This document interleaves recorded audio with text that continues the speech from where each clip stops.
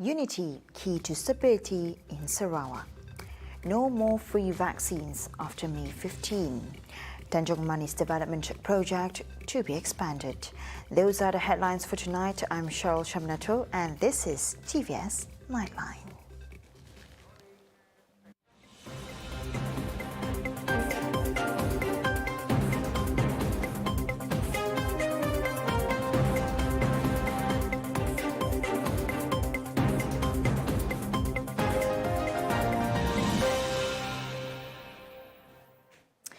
Unity is the main factor for stability in Sarawak, which is seen to be solid until today, amidst the many challenges. Deputy Premier of Sarawak, Dato' Ahmad Douglas Uga Embas, said the unity formed among the community will also determine the future of the state to face any possible obstacles. In Sarawak, Uga said Parti Pesaka Bumiputra Bersatu PBB is the component of Gabungan Parti Sarawak GPS, which portrays the strong leadership and clear vision to expedite the development of the land of hornbills. To continue to unite, because the future can be very challenging. So unity has been the perpaduan adalah satu asas yang telah membantu kita mencapai kejayaan sehingga sekarang, dan perpaduanlah juga akan menentukan kita dapat berhadapan dengan masa depan yang cukup mencabar pada tahun-tahun yang akan datang. At the same time, Uga also urged PBB party members to fully understand the government's policy and be ever ready in the pursuit of challenges. I call upon our party members to prepare themselves to face the challenge of the future. And one of the most important aspects is that first they must understand the current government policies of post-COVID socio-economic development strategy towards 2030, which is a strategy and a program to bring Sarawak to a new height. And I want them to fully participate in the program, to benefit from the program. It is for everyone.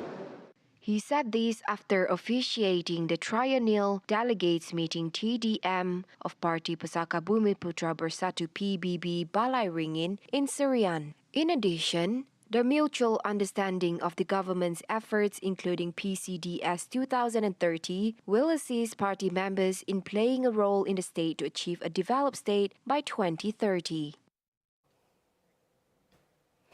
8,000 children aged 5 to 12 who have yet to receive their vaccines are urged to come forward to reach the 80% mark of the total vaccination rate, as there will no longer be any free COVID-19 vaccination for children after May 15.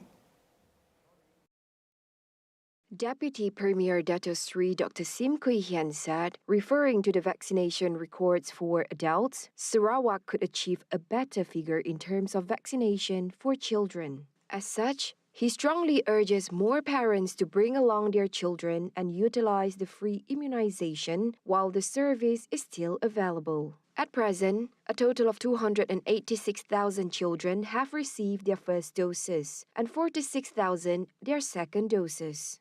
Meanwhile, he noted that about 3,000 Sarawakian falls under the category of immunocompromised children aged 12 to 18. Hence, they are advised to get their second booster dose.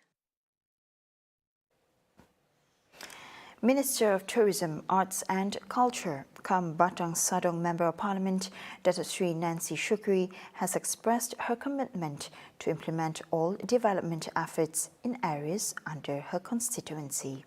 She has promised the best service delivery, especially in spreading the government's new policies. Sebagai ahli parlimen yang mewakili persekutuan untuk ketiga-tiga kawasan DUN di 200 Petang Sadong adalah menjadi tanggungjawab saya untuk memastikan apa yang boleh saya lakukan melalui pembentukan yang ada ataupun kuasa yang ada kepada saya akan lakukan untuk membantu masyarakat di kawasan parlimen Petang Sadong. Nancy said so at a program aimed at promoting the distribution of only verified information in Semunjan. The program also aims to help the government clarify any current issues arising, as well as the implementation of new policies to raise public awareness on distributing accurate and verified information. For that, Nancy urged the public to avoid any emergence of negative perceptions associated with the government. Demikian saya menyeru agar semua yang hadir pada hari ini gandakanlah peranan anda untuk menyebarkan maklumat dan dasar kerajaan yang baru agar kita dapat menepis segala kelemahan dan fitnah di semua platform media, lebih-lebih lagi di media sosial yang boleh membentuk persepsi negatif. Development in the Tanjong Manis parliamentary area continues to expand through the implementation of 10 new projects in the area.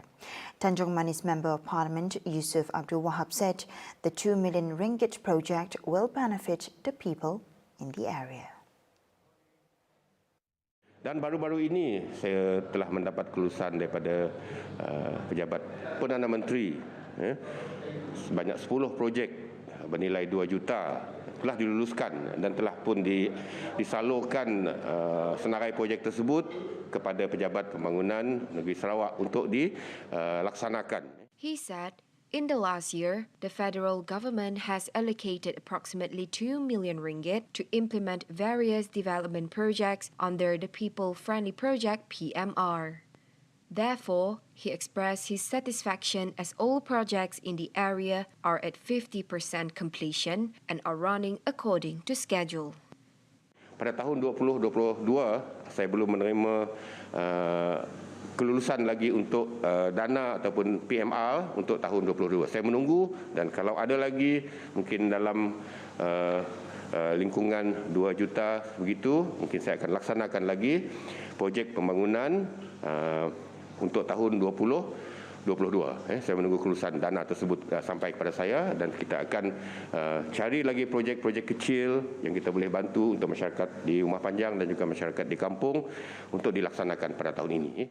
He said so when officiating the Malaysian Family Sales Program PJKM, organised by the Ministry of Domestic Trade and Consumer Affairs KPDN HEP. The government of Sarawak will be prioritising a sustainable and environmental-friendly tourism in the state. According to the Deputy Minister of Tourism, Creative Industry and Performing Arts, Datuk Sebastian Ting, the measure is one of the government's efforts to protect Sarawak's rich natural resources for the betterment of Sarawak's future. Foresee under our Sarawak Tourism Board, and in line with our government, we would like to make sure that whatever we do is environmentally friendly and sustainable development.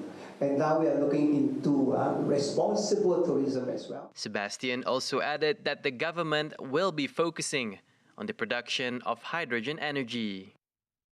Sarawak government, we are seriously promoting this. One company from Japan, Sumitomo, already into our place. He has signed agreement with Sarawak government, and the other one is Korea, from Korea. And we are looking into this hydrogen production. Sebastian assured that Sarawak has adequate electricity supply and is now exporting electricity to Sabah and neighboring countries such as Indonesia and Brunei. He said so in the Junior Chamber International JCI Dialogue, which was also attended by its president, Argenis Angulo. In another development, Sebastian has also stressed the importance of cooperation between the government and private sectors in reviving the country's economy after the crippling economic impact due to the COVID-19 pandemic. We feel that, yes, we are moving that direction because financially Sarawak is very strong. Yeah. Before 2018, our revenue but at that time was about 6 billion. Since 2018 announcement in November 2018 in the Tun, that Sarawak, that was by our Premier, at that time was Chief Minister, that Sarawak would impose 5% on the petroleum sales tax. That itself, for the year 2019, Sarawak government collected 3.2 billion. Since then until now, we have collected in the region of 8 billion. So these are the money from the oil, the exported. So we have that kind of money coming in, and we still have a reserve of 32 billion. That one has not been touched. Yeah? He added that the earnings were used to help reduce the burden on the people of Sarawak during the pandemic.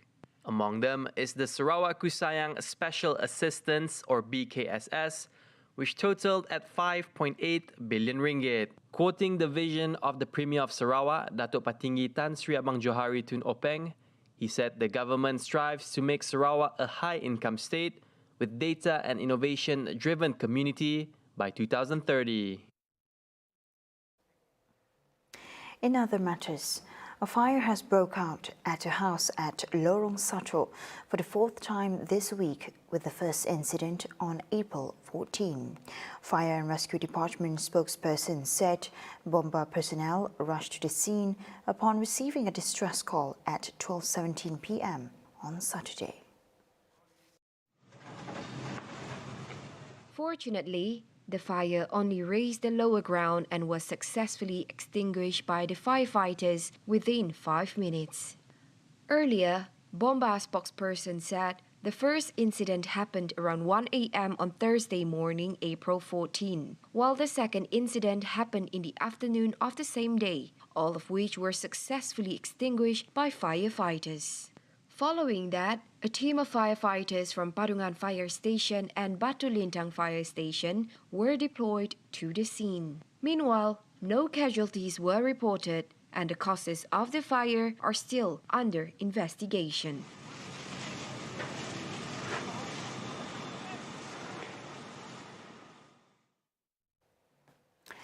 A 28-year-old man was found dead with a gunshot wound on April 15. District Police Chief DSP Silakadong said police found a homemade rifle containing bullets at a worker's residence in Mararap, Lawas.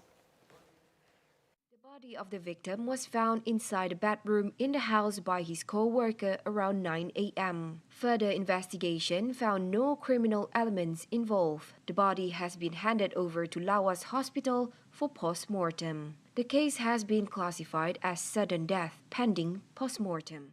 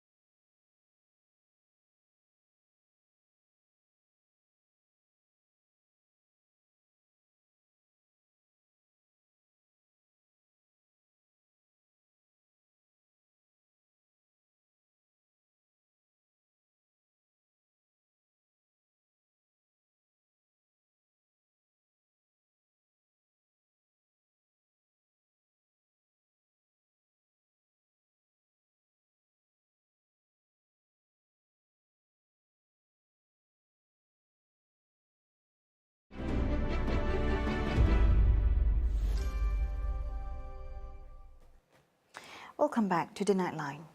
The government is sticking to its stand to allow Malaysians to balik kampung to celebrate Aidilfitri. In fact, Prime Minister Datuk Seri Ismail Sabri Yaakob said he had advised those he met to celebrate Aidilfitri with their families after 2 years of not celebrating the festival in their hometowns and villages, following the implementation of the Movement Control Order to curb the spread of the COVID-19 pandemic.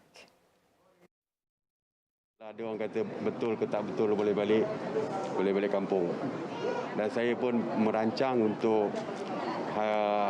sambutan Hari Raya open house untuk Perdana Menteri di Seri Perdana. He also said that as the Prime Minister, he will do things differently this year by not holding an open house at the Seri Perdana on the first day of Aidilfitri, which is the norm for every Aidilfitri, to give the people the opportunity to celebrate the festival with their families first. However, in the excitement of returning to their hometown, the Prime Minister asked the public to continue to exercise self-control even though a lot has been given after the country entered the transition to the endemic phase on April 1st. Hanoi has completed the majority of preparations for the 31st Southeast Asian Games ahead of the important regional sporting event, said Deputy Director of the Municipal Department of Culture and Sports, Tranti Van An. The capital city will host 18 events at 15 venues. The venues are all existing facilities, including 12 managed by district-level people's committees and 5 by the Municipal Department of Culture and Sports. Vietnam news agency VNA reported that upgrades to most venues have been carried out on schedule. Dan Quang District has completed facilities for the gymnastics that were used as a COVID-19 treatment center. Decorations, communications, and other works related to the tournament are being accelerated to create a jubilant atmosphere, reflecting the hospitality of the host country. The city has also been striving to ensure logistics, transport, tourism, healthcare, and ICT services while coordinating with the Ministries of Public Security and Transport to guarantee security, safety, and smooth travel for the delegations in order to promote Hanoi as an attractive, safe, and friendly destination. The SEA Games 31 will take place from May 12 to 23rd in Hanoi and 11 other cities and provinces. The SEA Games was scheduled to run from November 21st to December 2nd, 2021. However, it was postponed due to the COVID-19 pandemic. The Games will feature over 40 sports and 526 events with the attendance of some 10,000 athletes and officials from 11 Southeast Asian countries. And now on to a highlight from the reopening of Ramadan Bazaars. In the first 2 weeks of the holy month of Ramadan, the reopening has consequently been a sigh of relief for traders, as the revival of the market certainly boosts their income. Now here's what they have to say. Saya nang happy lah. Berapa lama dah si buka? Berapa tahun dah? Tok buat lagi lah. Minggu dah buka tok nang dapat naik ekonomi lah. Pakai belanja lah. Sebelum takut lah sebenarnya tok dah endemik tu lah. Jadi sebelum takut. Asal jaga SOP. Jaga ejak lah. Penting lah. Rezeki bulan puasa tu boleh lah. Mudah-mudahan sampai penghujungnya lah. Bazar dah boleh buka. Kami pun bersyukur dengan tempat yang diberi di BKU. Dengan sokongan daknya kami dapat berbuka di tempat yang kira okey lah. Nisi bersesak di jalan raya lagi. Alhamdulillah okey lah daripada yang tahun yang telah hujan tadi. Untuk agak ramai riuh sikit lah bulan puasa di bazar tu. Meanwhile, for Ismail, although life seems to be back to normal, however, adherence to the SOPs should be placed as a priority. Memang lama tunggu benda macam tu. Memang saya ada pergi dah. Memang suka mencari tempat macam tu. Memang dia cari. Tahu tempat dah cari tempat macam tu. Kuih-kuih nak makan makanan lah. Macam ayam dan ikan lah. Boleh pergi tapi ikut SOP lah, makin mask macam memang ikut standard SOP semua mesti dia ikut lah. Boleh keluar macam tu lah. In a related matter, Ramadan Bazaars surely ring a bell for delicacies and delights to ease the appetite, as visitors also find the bazaars as a unique attraction other than the taste. In Metro City's Ramadan Bazaar in Kuching, one original tale of the Nasi Arab from Yemen, which has captured the locals' hearts, has indeed come to our attention. Now let's hear more about it. This year was the 5th year of his migration to Malaysia. Abdullah Mohammed now has expanded his business to Sarawak. The Saudi Arabian chef, who has placed his heart and soul into the Middle Eastern cuisine, finds it amusing that the dish has captured the heart and taste of Sarawakians. No, the recipe is original from Yemen. So this is actually from the old Yemenis. They make it. I learned this one from Saudi Arabia. This is Yemeni chef there. He teach me how to make this one. According to Abdullah, the process to prepare this cuisine, which is deemed the menu of the heavens, only takes about 2 hours to complete. On the other hand, the process to marinate the beef and chicken takes about 24 hours. This is equal I make for how many? But let's say like for 100 people, this will take around 2 hours. Yes, 2 hours, yeah. Meanwhile, for the 34-year-old chef, the dish he prepares is guaranteed to fill the appetite of Sarawakians, apart from offering an affordable price for all. Okay, the price in Kuching, like we sell in fair price. We are not expensive and we not cheap price because the ingredient actually now like harga semua naik. That's why like we find our price, but it's still fair.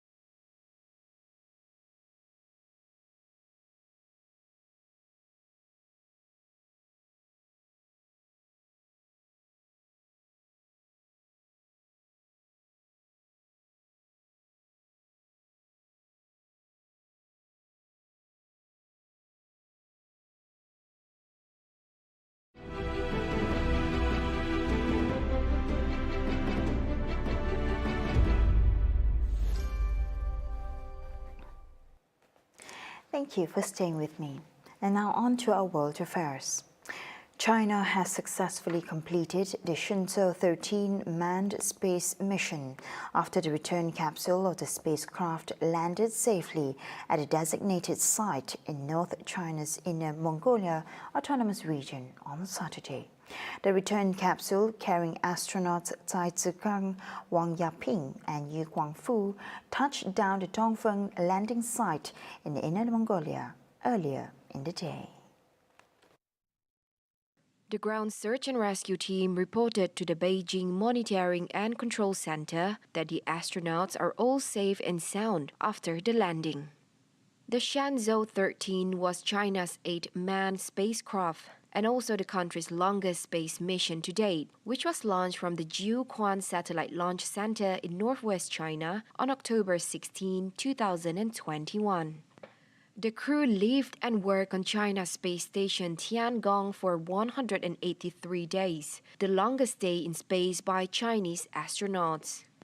The 3 astronauts completed multiple tasks over the past few months, including 2 extravehicular activities, 2 life science lectures, and a number of sci-tech experiments and application projects.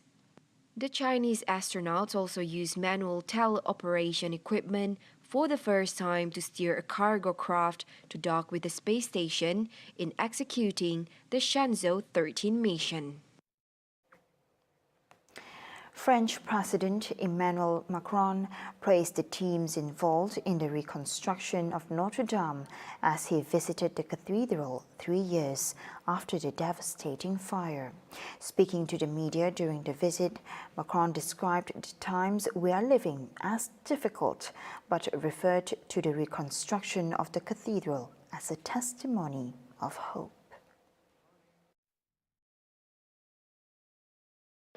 Donc je suis très heureux d'abord de pouvoir témoigner vraiment de la considération, et c'est une marque de reconnaissance pour leur travail. Et puis c'est un peu dans cette période où on sort du Covid, il y a la guerre en Europe, tout est difficile. C'est aussi un témoignage d'espérance qui correspond à cette période. Et je trouve que ça a beaucoup de sens, c'est en train de renaître. The visit was led by French Army General Jean-Louis Georgelin and was also attended by First Lady Brigitte Macron, French Chief Architect of Historical Sites Philippe Villeneuve showed the president a statue of a gold rooster that could adorn the top of the arch once it's reconstructed. The president and First Lady were shown the site where a sarcophagus was found in March. According to French media, scientists said it was well preserved and could be from the 14th century. Notre Dame has been closed for restoration since the fire in 2019 gutted its roof and sent its spire crashing down, to the horror of the nation and tourist onlookers. Macron has pledged to reopen the church to worshippers by 2024, when Paris hosts the Olympic Games. Billionaire Elon Musk has offered to buy Twitter for about $41 billion in cash, just days after rejecting a seat on the social media company's board. Musk's offer price of $54.20 per share, revealed in a regulatory filing on Thursday, April 14, is a 38% premium to Twitter's closing on April 1st, the final trading day before the Tesla's CEO's more than 9% holding in the business was made public. Twitter's stock increased by 12% in pre-market trading. In a letter to Twitter chairman Brett Taylor, Musk said Twitter needs to be transformed into a private company. Supporting his idea, he said since making his investment in the company, he realized that Twitter will neither thrive nor serve the societal imperative in its current form. Adding further, Musk said this will be his best and final offer, and if it is not accepted, he would need to consider his position as a shareholder. Earlier this week, Musk said he will not be joining the board of directors of Twitter just before his tenure was due to begin. Taking a seat on the board of directors would have prohibited him from attempting to take over the company. Since joining the site in 2009, Musk has acquired over 80 million followers and has used the platform to make various announcements, including teasing a Tesla Go private deal that got him in hot water with regulators. And that concludes TVS Nightline for tonight. Here with me, Shol Shaminato, and I'll see you next time. Have a good day.